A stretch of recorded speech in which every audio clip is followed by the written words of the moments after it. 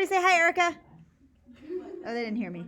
Okay, hi, Erica. This is 2H. We're going to go through this really fast because this is like an algebra lesson. Tomorrow, though, we're doing proofs with 2-9, so that one's a little bit harder, but 2-8 is lickety-split, no problem at all, and there's Jake for you. Okay?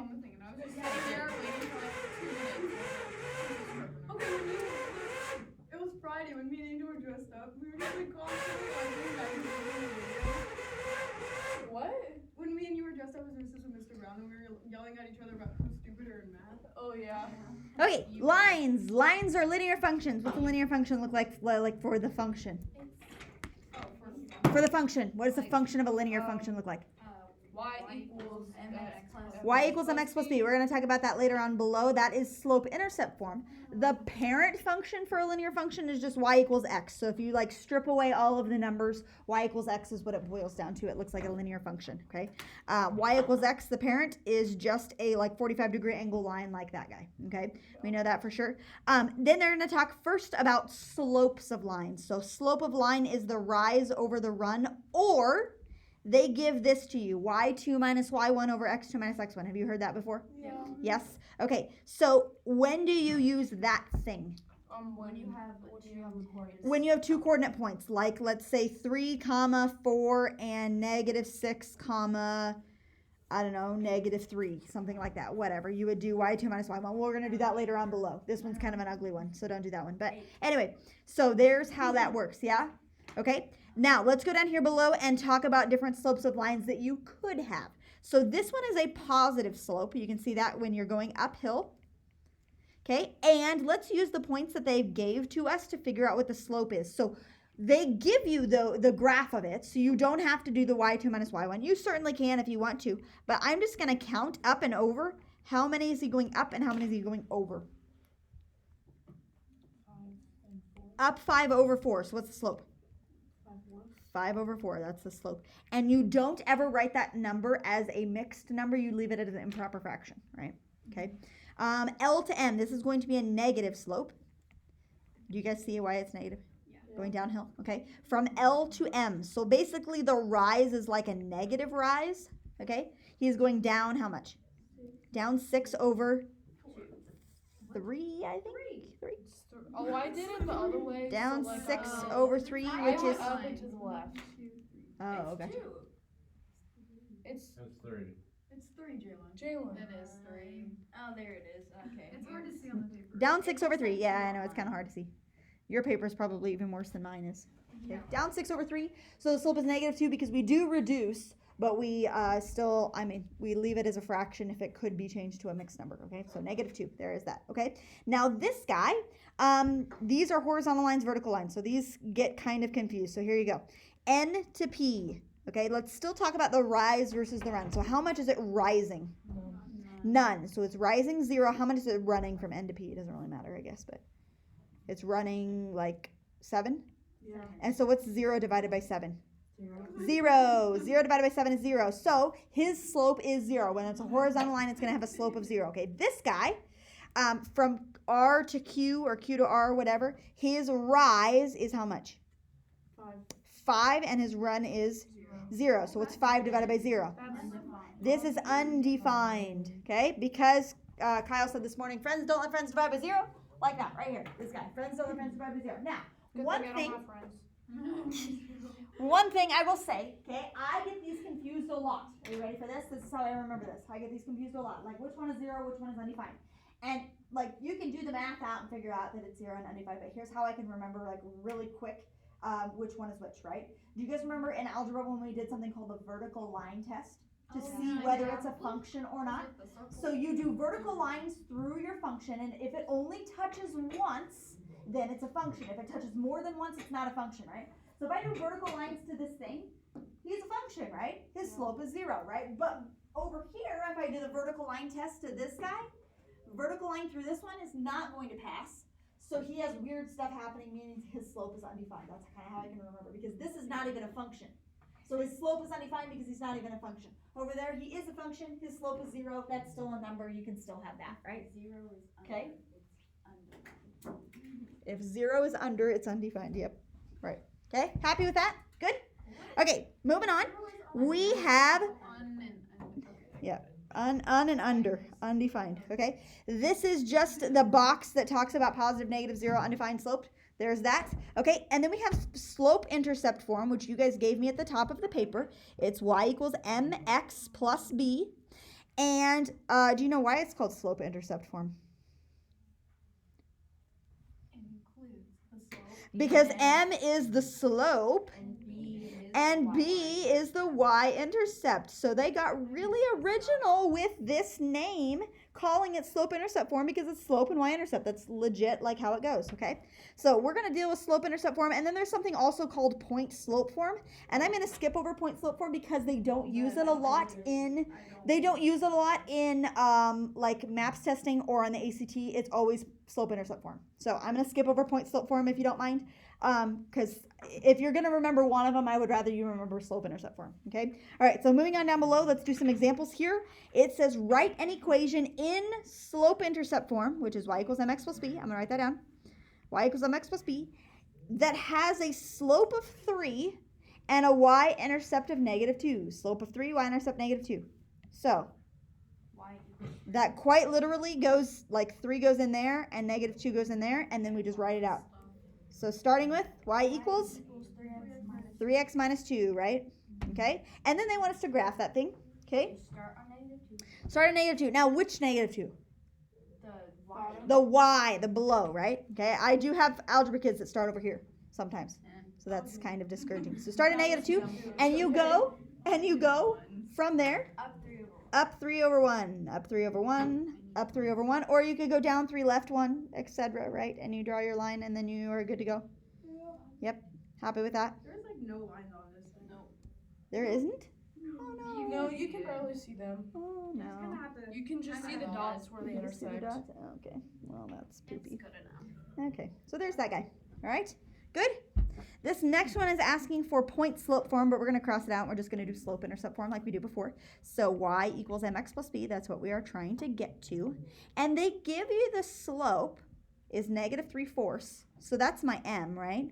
But they don't give you the b. They say it goes through this point, which is negative 2,5. So plug it in. So we plug that guy in for the x and y, right? To find the b, okay? Now here's the deal. I see this happen a lot. This is what my algebra 2 kids do sometimes. Put the x for the They y. put negative 2 here and 5 here, and why would they ever do that? Because it's in order. Because that's the order that it goes. But you want to make sure that the x is the first one. So negative 2 goes here and 5 goes here, right? Okay, now this is going to be kind of ugly, but whatever. 5 equals negative 3/4 times negative 2. Now what's negative 2 as a fraction? 2 over 1. Negative 2 over 1, so I'm going to do that, plus b, okay? All right, now 2 negatives make a positive, so I'm going to cross those out. What's 3 over 4 times 2 over 1? 6 over 6 over 4, which is like 1.5, something like that, right? I'm just going to write it as 1.5 plus b. Okay, and then what? Minus the 1.5, minus 1.5, and this is 3.5 equals b. 3.5 equals b. And then last, they want us to write it all together. So y equals, my slope was negative 3/4 x plus, and I'm going to write it as 3 1/2 just so that we keep like fractions going on in there. Whatever. It doesn't matter. It's still the same. Okay, but we have to graph that. We got to graph yet. So how do, I know, we're going to graph it on the same one. So how do we, where do we start? 3 1/2. 3 1/2. Oh, it's so tiny. I know, up to 3 1/2. So there he is, 3 1/2. And from there we go Down 3. down 3. So you're still going to be in the halfway point over 4, down 3 over 4. And there he is right there, something like that. Okay, so you're like in the halfway mark, which is kind of icky. There he is. I tried. That's all you can do. Just try. Well, Something of that nature, right? Okay, something of that nature. Okay. Good? Happy with that? Yep. Okay, now over here we're going to talk about parallel lines versus perpendicular lines. We've been focusing an awfully lot on parallel lines, right? Like this line right here and this line right here are parallel to each other, right? Okay? Now, if we talk about their slope, which is their rise over run, the rise over run of two lines that are parallel are going to be what? The rise over run of two parallel lines, or the slope of two parallel lines are going to be what? The same. They're going to have the same rise over run. So the slopes of parallel lines are going to have the same slope. Same slope. Okay? Now let's talk about perpendicular lines for just a second. Okay? And perpendicular lines. What's true about perpendicular lines? They intersect in a special way. They form a 90-degree angle. Okay? Now, we had a thing a while back, like a theorem. It seemed like kind of a stupid theorem, to me at least. These two lines are parallel, and this line is perpendicular to this line. Right? If That means they're all. That means it's perpendicular to this line as well, right? So even though they don't have a box in this corner, can we put a box in that corner, right? Yeah. It has to be perpendicular to that line as well if they're parallel, right? So there's that. All right, now let's talk about the slopes of perpendicular lines. Slope is the inverse. Yes, and one more thing besides just being the inverse, right? So here the slope was 4 and here the slope was negative 1/4. It's the negative inverse. It's the negative inverse. So negative reciprocal. So slope equals the negative reciprocal. Okay, so let's talk about what that means over here. I'm going to do some examples. Let's talk about like 1/7. What's the negative reciprocal of 1/7? Negative 7/1, or just negative 7, right? Okay, let's say I have negative 3/2. What would his negative reciprocal be? 2/3. And what about negative 4? Positive 1/4, right? Okay, something like that. Okay, so those are all examples. Those are negative reciprocals, just so that we're clear. You flip it and you make one of them negative, right? Okay, good? All right, now we have A, B, C, D. So example 3 says, determine whether AB and CD are parallel, perpendicular, or neither. So let's do this. AB, let's plot those points. A is 1, 1. B is negative 1, negative 5. So there's AB like this guy right here. Okay. Ooh. And then, so that's in pink. I'm going to draw that in pink. And let's do the other one I'm going to do in blue. And 3, 2 is C, and 6, 1 is D. Okay, and I'm going to draw a line through there. Something like that. Okay, there's CD. CD. And then AB, wherever AB is. Okay, are those lines parallel, perpendicular, or neither?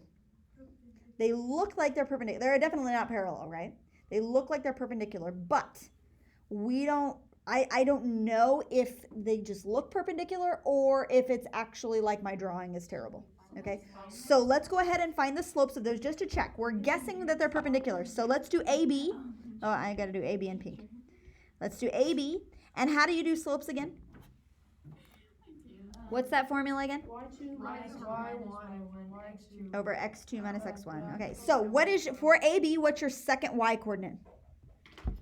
What? Negative 5 minus 1.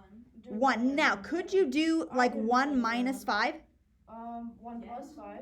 You could, as long as you do this one in that order as well, right? Okay, so it doesn't matter what order you go as long as you go the same, right? Because there's no way of determining which one is first and which one is second. So if we go negative 5 minus 1, we've got to go negative 1 minus 1, right? We're going to have lots of negatives.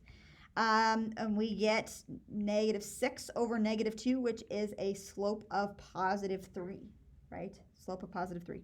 Okay, now let's do the other one, which is CD. And what minus what? 1 minus 2 over 6 minus 3. Okay, 1 minus 2 is negative 1. 6 minus 3 is 3. And that's negative 1/3. That's all we can do, right? Are they perpendicular? Yes. So I'm going to circle perpendicular. I'm going to be lazy. Perpendicular. There he is. Okay.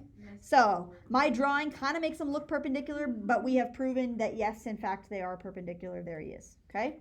Good? Yep. All right. Moving on. Down below, we have last example. On a map, Basin Street is represented by this function right here. So I'm going to write him down below because I know we're going to do stuff with that.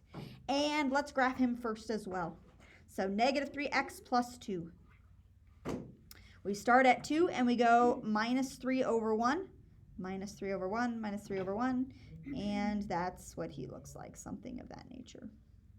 Okay, that's my original function, the original function.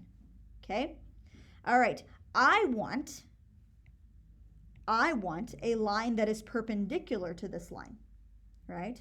So I want a perpendicular line so that it goes through the point 4 comma 0. I want a line that goes through 4 0 that's perpendicular to this line. So if we look at this, 4 0 is like this dot right here, right? 4 0 is that dot, and I want a line that goes like perpendicular. So if I do a perpendicular line, I don't know, it's going to be something like maybe like this, right? If I do perpendicular 90-degree angle, 90-degree angle, I want it to look something like that, right? Okay, so we're going to figure out what the equation of that orange line or that yellow line, whatever color it is going to be. Okay, now if it's perpendicular to this line, I know that the slopes have to be negative reciprocals. So the slope of this original guy is -3. So what does my slope have to be? What is my new m? Positive 1/3, right? Okay, so y equals 1/3 x plus what? Whatever b is, right? Okay, so when do we use this 2 right here? You don't. You never use this 2 right here. Woo! He's trash. He's trash. Get rid of him. He's gone. I just circled him. He's trash. Get rid of him. Okay? So there's that. Now, how do we find b though? You don't. You plug in 4 0. You plug in 4 0. So 4 goes here, 0 goes here.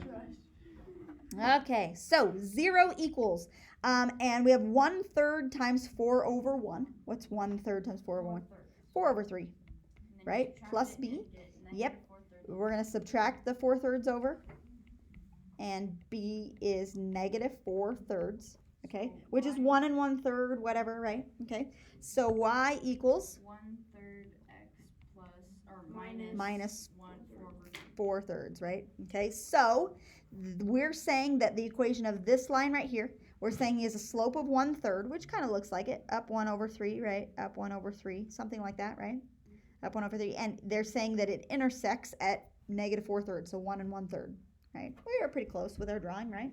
I'm not the best drawer, but anyway, there's how that works. Okay, good?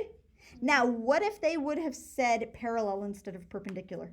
How would that change? You would have kept the same slope as -3. Whoop. Right? Make sense? This is all like algebra coming back to you.